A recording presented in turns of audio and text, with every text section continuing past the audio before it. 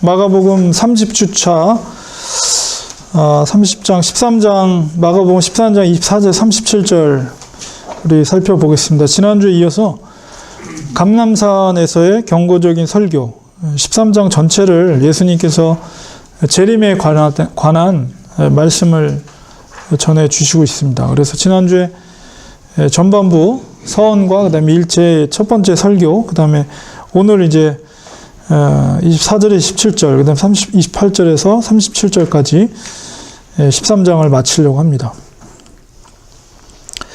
이 13장 전체의 구조를 우리가 살펴봤는데 4개의 구조로 되어 있습니다. 그래서 4개 구조로 구분되는 이유는 마가가 의도적으로 이제 그 교차 대조법, 지난주에도 제가 말씀드린 것처럼 이렇게 종이를 이렇게 반으로 접은 것처럼 문장이 그런 식으로 구조가 되어 있어요. 그 네 단락으로 그렇게 구조가 되어 있어서 그렇게 구분을 할 수 있는데, 본문 재림에 관한 것이 24절에서 27절, 이 본문도 역시 교차 대조법으로 이루어져 있습니다. 본문에 들어가면 24절, 그때라는 것은 재림의 때죠. 그 환난 후, 그 재림은 환난 후에 오는 것을 우리가 알 수가 있어요. 환난을 통과하여 해가 어두워지며 달이 빛을 내지 아니하며, 그 징조들, 재림의 징조들과 그 재림의 때 일어날 일들에 대해서 예수님이 서술을 하고 있습니다. 25절엔 별들이 하늘에서 떨어지며 하늘에 있는 권능들, 여기서 있는 하늘에 있는 권능이라는 것은 공중 권세 잡은 자, 마귀의 권세라기보다는 그냥 천체를 의미한다고 이해하는 게 좋습니다. 그래서 하늘에 있는 권능들이 흔들리리라. 뭔가 질서를 잃어버린 그런 모습.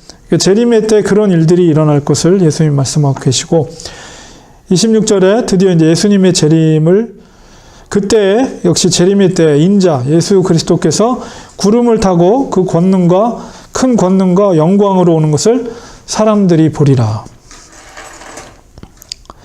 27절에 또 그때 그가, 예수 그리스도가 천사들을 보내어서 자기가 택하신 자들을 땅끝으로부터 하늘끝까지 사방에서 모으리라. 마치 추수의 때에 알곡과 가라지를 나누어서 알곡을 모아서 창고에 모으듯이 천사들을 통해서 세계 땅끝에 흩어져 있는 하나님의 알곡들을 모으심. 그래서 이제 성도들의 승규라고 하는데, 예수 그리스도의 승규는 뭐냐면 3일 만에 부활하신 예수님을 이제 하늘로 승천케 하셔서 하나님의 보좌 우편에 세우신 것, 그게 바로 예수 그리스도의 승규라고 한다면, 이제 마지막 재림의 때 예수님께서 천사들을 통해서 그 성도들을 높이 올리시는 거죠.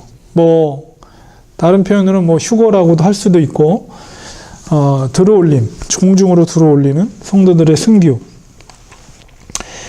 그래서 이 구조를 보면 재림 시의 천체 이상이 24절, 25절에 설명되어 있고, 이제 26절이 재림이 이제 꺾어지는 포인트가 26절, 그 다음에 27절이 재림의 결과, 이렇게 구조가 이렇게 되어 있습니다. 이 재림의 시기에 관해서는 크게 이제 여러분도 들어보셨을 거예요. 3가지 관점이 있습니다. 그래서 그것을 전천년설, 후천년설, 무천년설 이렇게 이야기를 합니다. 그래서 전천년설이라는 것은 재림이 천년 왕국 전에 임하는 것을 전천년설이라고 그래요. 그래서 재림을 하고 그다음에 예수님의 천년 왕국이 시작된다, 이렇게 생각을 하는 것이 전천년설.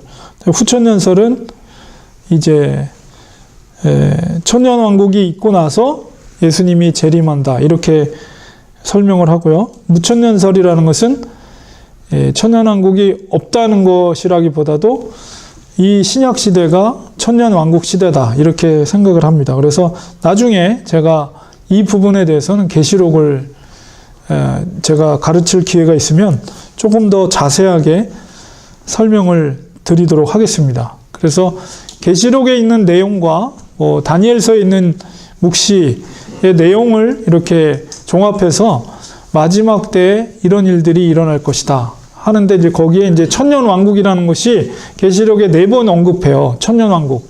그래서 이 천년왕국을 우리가 어떻게 이해할 것인가라고 했을 때, 이제 문자적으로 진짜 천년이라고 이렇게 이해하는 사람도 있고, 이것을 그냥 상징적인 표현이다 이렇게 이해하는 사람도 있습니다. 그래서 보통 이제 문자적으로 이해할 때는 전천년설, 후천년설, 그리고 이제 상징적인 거다라고 했을 땐 무천년설 이렇게 구분이 되는데, 일반적으로 개혁주의 입장에서는 이 전천년설과 무천년설을 주로 수용하는 입장이고요.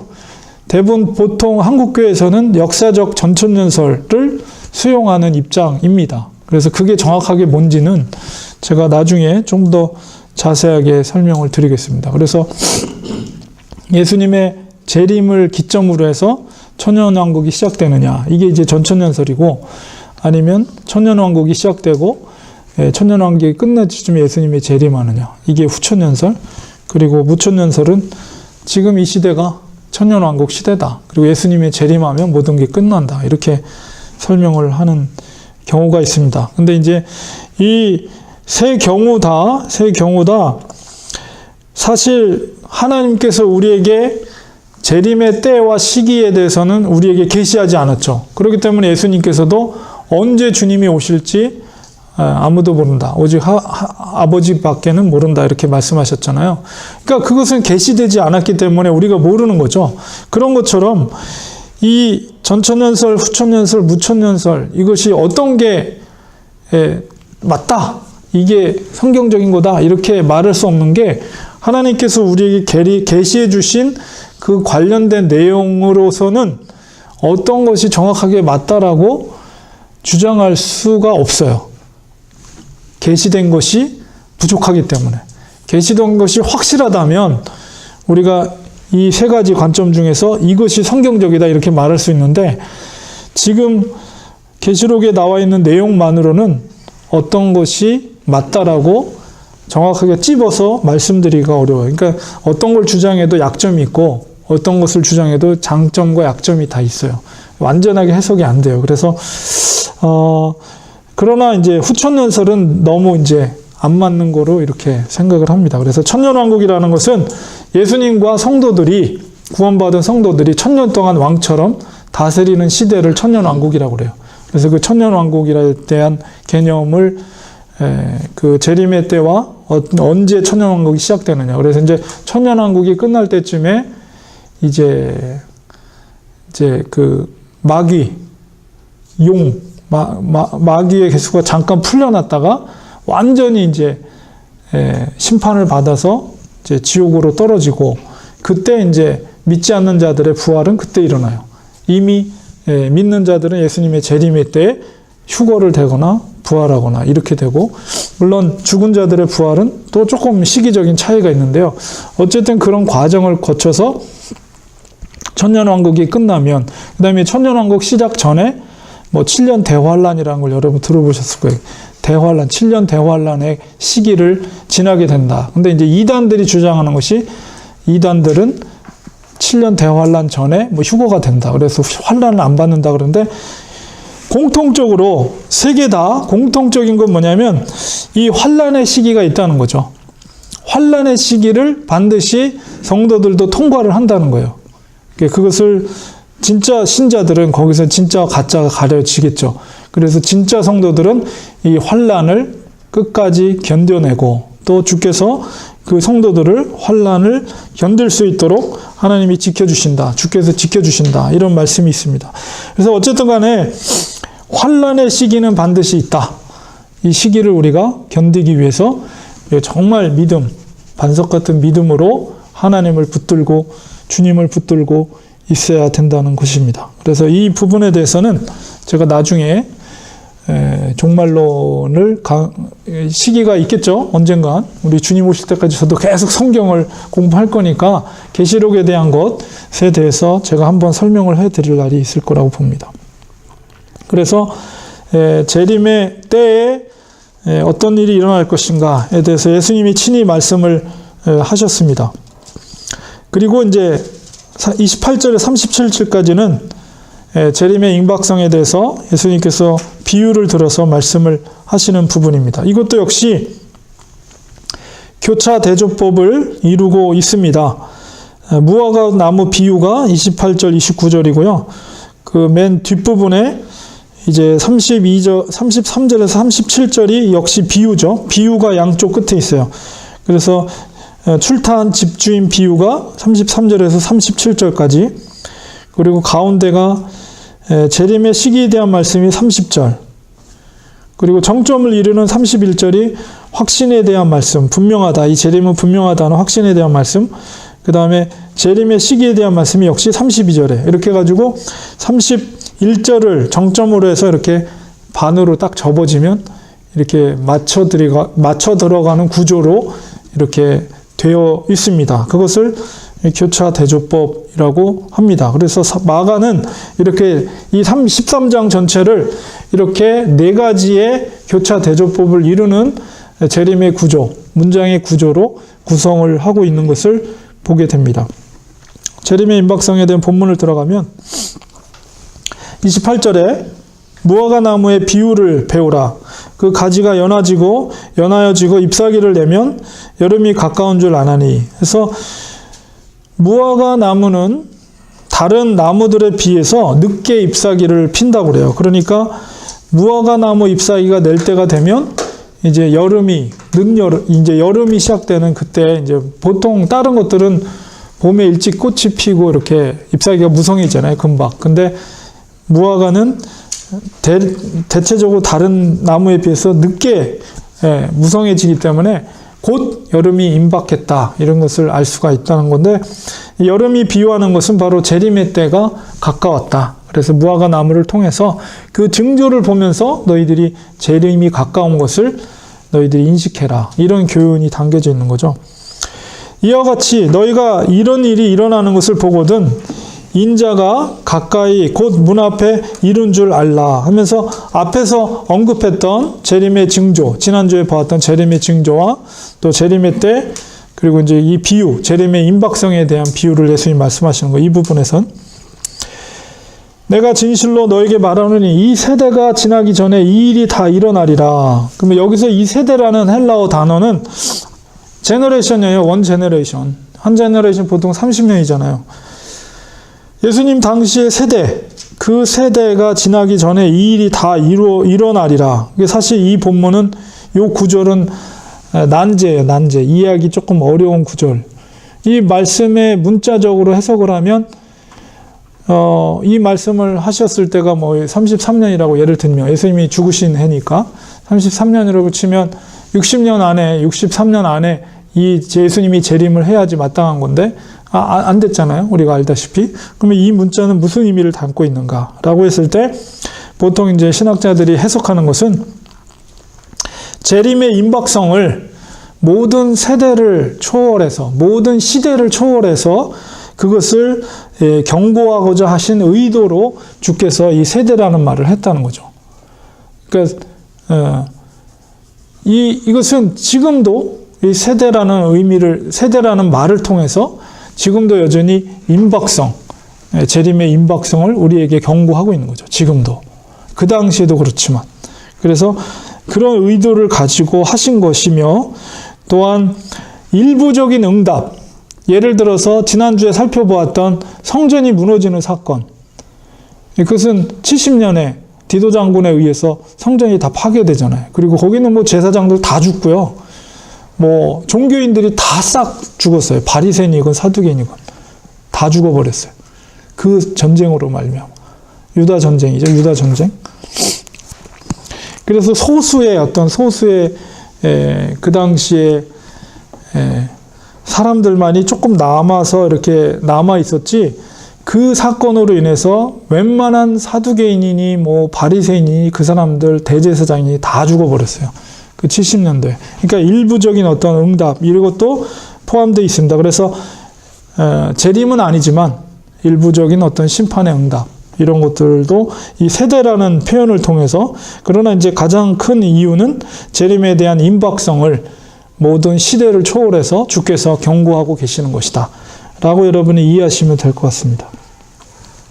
천지는 없어지겠으나 내 말은 없어지지 아니하리라. 이 내 말이라는 것은 바로 주님의 재림의 약속, 이것은 절대 없어지지 않는 것이다. 곧 바로 내가 이야기하는 이 재림, 내가 다시 오실 것이라는 이 말씀은 반드시 성취된다. 이 말을 하는 거예요. 천지가 없어져도 내 말은 없어지지 아니할 것이다. 그러니까는 2000년이 지나도록 예수님이 재림이 없다. 그래서 재림은 없어 라고 주장하는 사람들도, 이단들도 있어요. 그러나 그거는 잘못된 생각입니다. 반드시 주님은 반드시 다시 오십니다. 예수님의 말씀처럼. 그러나 그날과 그때는 아무도 모르나니 하늘에 있는 천사들도 아들도 모르고 아버지만 아시느니라. 그래서 그 시기는 성경에 계시되어 있지 않아요. 그렇기 때문에 어떤 종교라도, 기독교의 유사 종교라도 이 시기에 대해서 정확하게 언급을 했다? 그러면 그건 이단이에요. 무조건. 언제 주님이 오신다 라고 언급하는 것 자체가 성경적인 가르침이 아닙니다. 아무도 모르는 거예요. 이 비밀성, 재림의 비밀성, 아버지만 알고 있다라고 말씀하고 있습니다. 그래서 이 13장 전체는 주의하라라는 말로 시작이 되잖아요. 그러니까 주의하다, 일종의 경고적인 설교예요. 너희들이 깨어 있어야 된다는 것. 그거를 마가가 이야기를 하고 있는 겁니다. 주의하라, 깨어 있으라. 그때가 언제인지 알지 못함이라 하면서 이제 마지막 비유를 34절부터 하고 있습니다. 가령 사람이 집을 떠나 타국으로 갈 때에 그 종들에게 권한을 주어 각각 사물을 맡기며 문지기에게 깨어 있으라 명한과 같으니, 이게 바로 재림의 때, 재림의 임박성에 대한 비유를 하고 계신 거예요. 그러므로 깨어 있으라. 집주인이 언제 올는지, 혹 저물 때일는지, 밤중일는지, 닭 울 때일는지, 새벽일는지 너희가 알지 못함이라. 여기서 그 사람이 누구예요? 그 집주인은 예수 그리스도죠. 예수 그리스도께서 멀리 타국에 가 계시다는 것은 예수님께서 부활 후에 비운 거예요. 이 땅에 비우신 거예요. 지금 주인이 없는 때예요. 그러나 반드시 그 주인은 예수 그리스도께서 다시 오실 것이다. 이것을 이야기하죠. 근데 그 언제 오실지는 아무도 모른다는 거예요. 아버지 말고. 그러니까 너희들은 늘 깨어 있으라. 그래서 여기서 이제 네 가지 시간을, 밤을 구분했죠. 저물 때, 밤중, 닭 울 때, 새벽. 이것도 이제 예수님께서 고난받고 배신당한 시간과 대비가 됩니다. 그래서 예수님께서 겟세마네 동산에서 기도할 때 붙잡혀 가죠. 그리고 밤중에, 저물 때 가룟 유다에서 배신을 당하고, 밤중에 로마 군인들한테 잡혀가고, 닭 울 때는 베드로가 예수님을 부인하고, 새벽에 빌라도에게 넘김을 받게 됩니다. 그런 시간과 대비가 되고 있어요. 그가 바로 예수 그리스도께서 호련히 와서 너희의 자는 것을 보지 않도록 하라. 깨어 있으라. 마가가 계속 당부하고 있는 것은 깨어 있으라. 내가 너희에게 하는 이 말은 모든 사람에게 하는 말이니라 하시니라.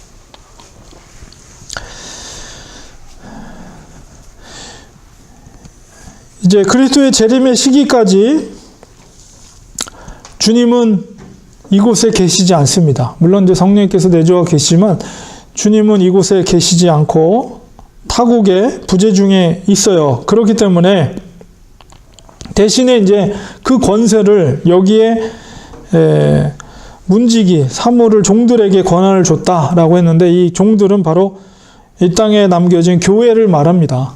교회에 그 역할을 감당하도록 사명을 준 것이죠. 그리고 교회는 주께서 언제 오실지 모르기 때문에 항상 깨어 있어야 됩니다. 그리고 주님께서 오시기 전까지는 여전히 이 땅에는 고난과 또 비천함과 가난함과 두려움이 경험되어지게 됩니다.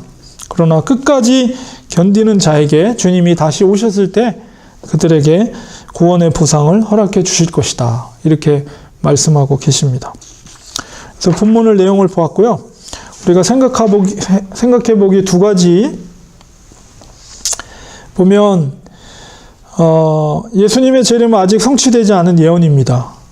2000년이 지나도록 재림에 대해 지연된 것에 대해 재림을 부정하는 사람들도 있지만 재림은 반드시 이루어질 것입니다. 재림의 신앙은 그리스도인들에게 어떤 유익이 있다고 생각하십니까? 첫 번째고요. 두 번째는 마가복음 13장 36절 37절에 우리 자는 것과 깨어있는 것은 각각 어떤 의미인지 생각해 보세요. 교회가 깨어있는 교회와 또 자는 교회는 어떤 차이가 있다고 생각하십니까? 1번과 2번이 이렇게 연관이 되어 있는 질문이긴 합니다. 재림에 대해서. 그래서 첫 번째는 재림의 신앙이 그리스도인들에게 어떤 유익을 줄 것인가. 그리고 두 번째는 그 마지막 비유 가운데 너희들이 깨어있으라.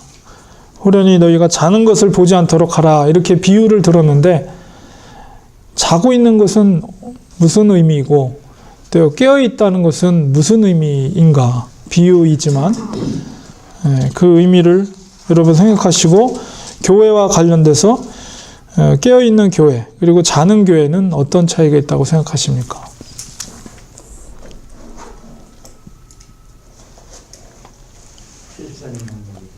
재림의 신앙이 그리스도인에게 주는 유익. 항상 그 하나님 예수님께서는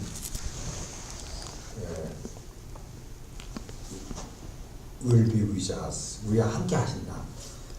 그런 경각심을 가지고 경외하고 두려워하며 경외심을 가지고 항상 긴장하고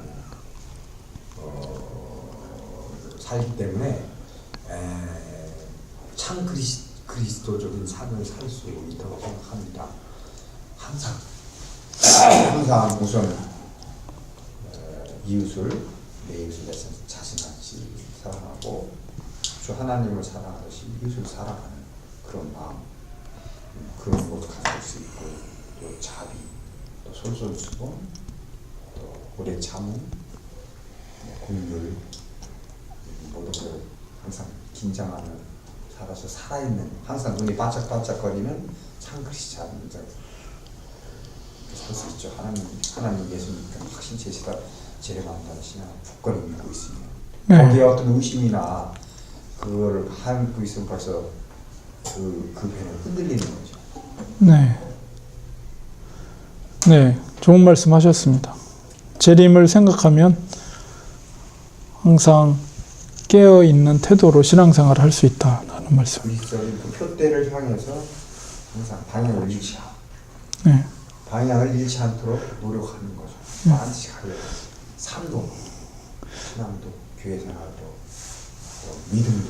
그러니까 재림의 신앙이라는 의미가 뭐냐면 언제든지 주님이 오실 수 있다라는 생각을 갖고 신앙생활을 하는 거죠. 그것이 우리 그리스도인들에게 어떤 유익을 줄 것인가라고 했을 때 이제 집사님께서는 깨어있는 그래서 하나님 말씀을 더 생각하고 하나님을 사랑하고 이웃을 사랑하는 성도의 삶을 살 수 있다. 이렇게 말씀해 주셨습니다. 박 집사님 명석. 칠사님이 정답을 얘기하셨네요. 저 선생님 할 얘기가 없네요. 정답을 얘기하셨어요. 유익한게. 우리 이전 지사님 한번 얘기해 정답을.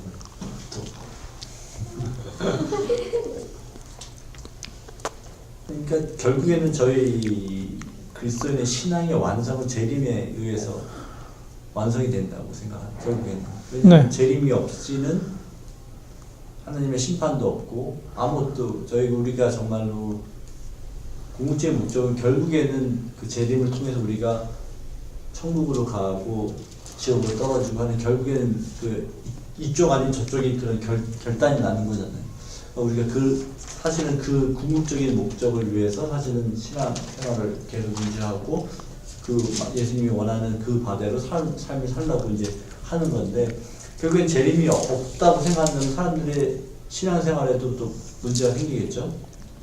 아니 결국에는 재림이 없고 재림이 없다는 것은 또 심판도 없다는 뜻인데 그러면은 내가 이렇게까지 믿음이 흔들린다. 예수님을 이렇게까지 믿고 예수님이 하라는 대로 할 필요가 있을까? 하는 이런 또 고민도 생길 수가 있어요. 네. 굉장히 중요한 거죠. 만약에 재림이 없다라고 하면 정말 심판도 없는 건데, 그러면 그냥 도덕적인 기독교로 바뀔 수밖에 없죠. 그냥 도덕적으로, 윤리적으로 그냥 옳다고 생각하니까 그냥 그를 순종하는. 근데 그러나 재림이 있고 심판이 있다고 했을 때는 분명한 죽음과 삶의, 영적인 죽음과 삶에 대한 아주 심각한 문제 속에서 더 경각심을 갖게 되는데, 만약에 이 재림이 없다, 재림의 신앙이 없이 그냥 살아간다고 하면 그냥 뭐 현세 중심의 어떤 도덕적인 종교로 이제 기독교가 그 정도 선에서만 머무를 수밖에 없는 종교가 되죠. 그러니까 이제 재림을 부인한다는 건 이건 심각한 문제입니다. 그리고 우리가 재림을 부인하지 않는다 할지라도 실질적으로 재림을 전혀 생각도 안 하고 살아간다는 것도 문제가 있는 거죠.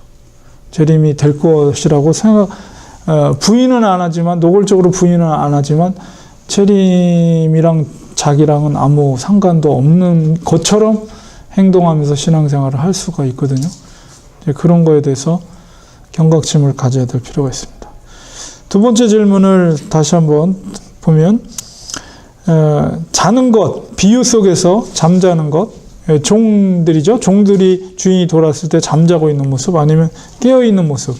비유를 통해서 한 건데, 무슨 의미, 어떤 의미일까요?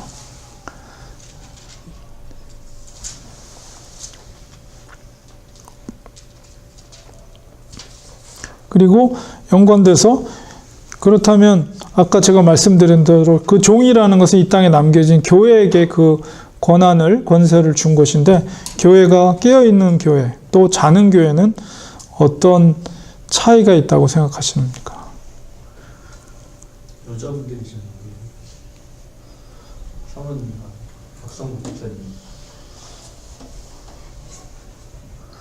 한번 프리토킹 해보세요. 우리 같이. 맨날 최선이하고 저하고 떠드니까. 상원이 한번 말씀해보세요. 이거 이자 씨는 한번 의견을 한번. 우리 이자 씨도 한번 해보세요. 네. 깨어있는 교회와 그 자는 교회 어떤 교회가 깨어있나요?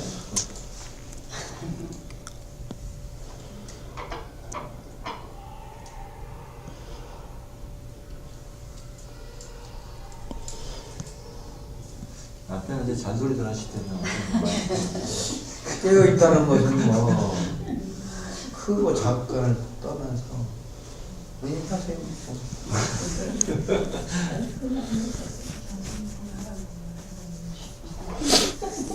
뭐 이렇게 공부를 이제 말고 좀 크게 얘기하세요. 박성국 수사님. 자는 교회 좀 쉬우면 자는 교회 먼저 얘기하는 거예요. 자는 교회는 뭐 그런 거 아니에요. 성도를 좀 편하게 해주고 그냥 그 상태에서 뭐 부흥이나 이런 것도 더 크게 전선을 원하지 않고 그 안에서 서로 잘 이렇게 쉬운 신앙생활 하는 것이 자는 교회 아닌가 그런 생각이 듭니다. 그럼 깨있는 교회는 어떻게 얘기해야 되나요? 깨어있는 교회는? 그렇게 안 하는 교육을 깨우는 일하게 교회 있죠. 네?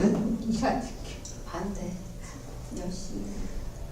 그러니까 재림에 대해서 심각하게 생각하는 교회가 깨어있는 교회고, 사람으로 재림에 대해서 그렇게 심각하게 생각하지 않고 그냥 우리 현실에서 안주하면서 그냥 이렇게 좋은 게 좋은 거고 이런 식으로 생각하는 교회가 좀 자는 교회라고 써져 있는 것 같아요. 동의하십니까, 성복 집사님? 성국 집사님이 답을 잘 얘기하실 것 같은데 되게 명석하실 것 같은데 얘기를 안 해요. 도움이 대청 나왔습니다. 목사님이 설명해 주기를 바라요. 목사님 포션을 내가 하면 안 된다 그런 얘기네, 성복 집사님. 그럼 목사님 몫이다. 목사님 권위를 인정해 주세요.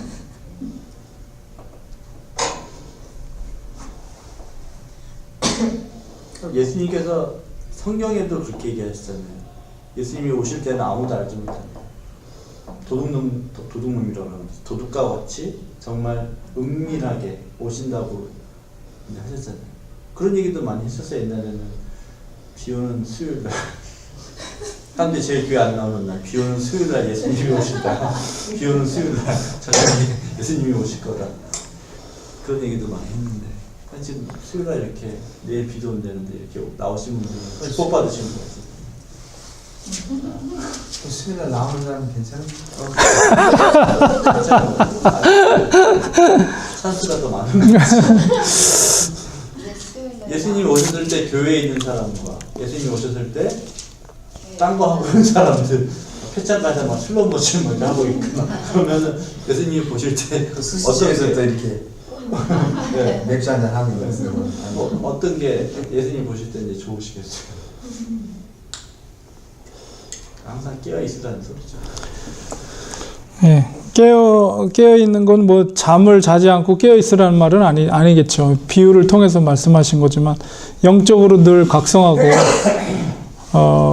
정말 주님이 당장 오시더라도 부끄럽지 않게 하나님 앞에 부끄럽지 않게 그런 신앙적인 삶을 살라는 예수님의 어떤 촉구, 경고 이런 거겠죠. 그래서 뭐 주님이 오시면 저도 어떻게 할지 모르겠어요. 왜냐하면 여긴 낮인데 반대쪽은 밤일 거 아니에요. 주님이 어떻게 오실까? 뭐 모르겠어요. 어쨌든 구름 타고 오실 텐데 뭐 그때 뭐 잠자고 있다고 해서 문제가 있거나 그런 건 아니라고 봐요. 그건 아니고 정말 늘 뭐 일상생활을 하더라도 주님과 동행하는 그리고 주님을 인정하는 삶을 살고 주님이 오시더라도 부끄럽지 않은 삶을 살고 주님과 늘 기도를 통해서 영적으로 교류와 교제와 교감이 늘 있고 그 속에서 주께서 우리를 인정해주고 그리고 말씀에 늘 순종하는 삶을 살려고 노력하고 그거는 근거는 하나님을 사랑하는 마음으로 하나님이 우리에게 베풀으신 사랑에 우러나오는 마음으로 말씀에 순종하는 삶을 살려고 노력하고 바로 이런 삶의 어떤 모습들이 바로 깨어있는 영적으로 깨어있는 성도의 모습이고 바로 재림의 신앙을 고대하는 모습이다. 그리고 특별히 이제 재림의 신앙이 강했던 시기가 언제냐면 이제 고난의 시대 속에 있는 그러니까 고난의 환경 속에 있는 분들이 소망이 뭐가 있어요? 당장 현실은 믿음을 지키는 것이 죽음 같은 그런 고통 가운데 있는 사람들에게 있어서 그들에게 소망은 뭐냐면 주님의 재림이거든요. 주님이 오시면 이 고통과 슬픔과 아픔을 주께서 위로해 주시고 이 모든 것을 해결해 주실 것이다 라는 소망과 믿음으로 견뎌내는 거죠. 그 어두운 암울한 현실을. 근데 그게 이제 초대교회 성도들이 그랬고 또 공산 치하 혹은 믿음을 목숨을 걸고 지키는 그 지역 속에 있는 그리스도인들이 버틸 수 있는 신앙의 힘이 바로 재림의 신앙. 주님이 오신다. 주님이 오시면 이 눈물을 닦아주시고 이 고통과 슬픔과 아픔으로부터 우리를 해방시켜 줄 것이다. 이 소망으로 살아간 거죠. 그래서 재림의 신앙은 또 특별히 그런 고난 가운데 있는 성도들에게 유익하다. 그래서 사도 바울이 데살로니가 성도에게 그렇게 재림에 대해서 얘기한 것이 그 데살로니 교회가 어느 교회보다도 고난을 많이 받던 교회였거든요. 그래서 그 성도들에게 재림에 대한 신앙을 많이 강조를 했죠. 그래서 현실 속에서 고통받고 있는 성도들에게는 예수님이 다시 오실 예수님이 우리에겐 유일하신 소망이요 희망이다. 그러니까 우리들도 사실은 그런 간절함을 갖고 살아야 되거든요. 믿음이 올바로 살아간다면. 왜냐하면 그리스도인들에게 지난번에도 제가 설교 시간에 말씀드린 것처럼 그리스도인들에게 고난은 필수예요. 필수. 선택 과목이 아니라 필수. 그렇기 때문에 그 고난 가운데 그 믿음을 지키는 것 때문에 내가 잘못해서 야단 맞는 그 죄의 대가가 아니고 내가 믿음을 지키는 것으로 인해서 받게 되는 고난은 그리스도인들에게 있어서 필수다. 여러분 그런 고난 가운데 있을 때 우리에게 소망은 뭐예요? 재림의 그리스도. 다시 오실 예수님. 그분을 볼 때 우리에겐 희망이 생기고 소망이 생기고 살아갈 능력이 생기고 바로 그런 거죠. 그래서 재림의 신앙은 바로 그리스도인들에게 그런 유익을 우리에게 주는 것이고, 그 다음에 교회가 깨어 있다는 것은 바로 그런 간절함이 있어야 될 것 같아요. 그런 간절함이. 풍요롭고 가진 것이 많고 정말 천국 가기 별로, 천국을 좀 나중에 가고 싶어하고 이런 성도들이 모여있는 교회면 그게 의미가 있겠어요? 그러나 정말 핍박받고 고난 가운데 있고 힘든 그런 교회, 더 하나님을 의지하고 주의 재림을 고대하면서 우리가 힘들면은 그런 생각 같잖아요. 아유, 주님 빨리 오셔야 될 텐데. 뭐 그런 생각 같잖아요. 그러니까 우리가 어렵고 힘든 시대 속에서 혹은 어렵고 힘든 생활 속에서 더 주님을 의지할 수 있는 힘이, 소망이 바로 그 재림의 마라나타, 주여 어서 오시옵소서. 성경 마지막 책이, 마지막 헬라어가 마라나타 아니에요. 마라나타 주여 어서 오시옵소서. 주님의 재림을 고대하는 거고. 그리고 우리 선교사들이 결국 타지에 가서, 타국에 가서 복음을 전하는 목적이 뭐예요? 주여 어서 오시옵소서. 마지막 모든 땅끝까지 복음이 전파되었을 때 주께서 오시겠다는 그 약속의 말씀을 실질적으로 성취하기 위해서 타국에 가서 불편한 가운데도 자기 자녀들이 어려운 가운데 교육받고 힘들게 생활하는 것을 감수하면서까지 이렇게 타국에 가서 복음을 전하는 일을 하는 이유가 뭐예요? 바로 그거잖아요. 주님의 재림의 신앙과 주님 어서 오시옵소서의 소망을 가지고 헌신하면서 선교사의 삶을 사는 거죠. 근데 그 마음이 이렇게 편안한 시대 속에 살고 있는 우리들에게도 동일하게 가져야 된다는 거죠. 그 신앙이 있어야지, 그 간절함이 있어야지 우리가 신앙이 정말 깨어있고 날카로운 신앙으로 사는 거지. 여기가 좋사오니 풍요롭고 여유롭고 살기가 평안할수록 사실 인간은 간사해서 신앙이 무뎌질 수밖에 없어요. 신앙이 무뎌지고 하나님을 찾기보다는 그냥 세상의 즐거움 속에 그냥 가끔씩 주님은 한 번씩 생각하고 그렇게 살기가 쉽다는 거죠. 그러나 힘들고 어렵고 핍박받고 고난받는 교회일수록 오직 바라볼 건 주밖에 없는 거예요. 주밖에. 그게 바로 그런 환경 속에 있는 성도들의 마음을 우리가 본을 받아야 된다.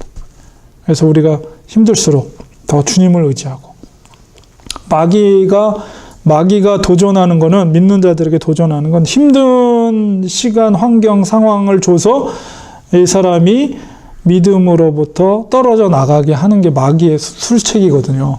그러니까는 우리가 그럴 때일수록 더 주님을 바라보고, 더 주님을 의지하고, 더 하나님 앞에 무릎 꿇고, 기도하고, 간구할 때, 마귀가 이제 실패했구나. 내가 실패했다. 아, 이게 보통 아니네. 막 이러면서 그 고난 가운데도 이제 승리하는 성도가 되는 거죠. 그래서 우리 깨어있는 교회라는 거는 오히려 고난과 핍박 가운데 있는 교회가 더 우리가 깨어있는 교회가 될 수 있다.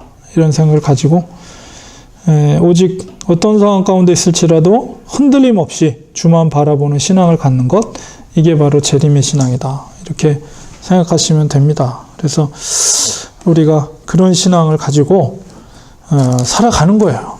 우리가 이 땅에서 사는 시간은 그렇게 길지 않습니다. 사실 돌이켜보면 시간은 더 빨리 가속도가 붙는 것 같아요. 나이가 갈수록 50대보다 60대, 70대 갈수록 더 빨리 가는 것 같아요.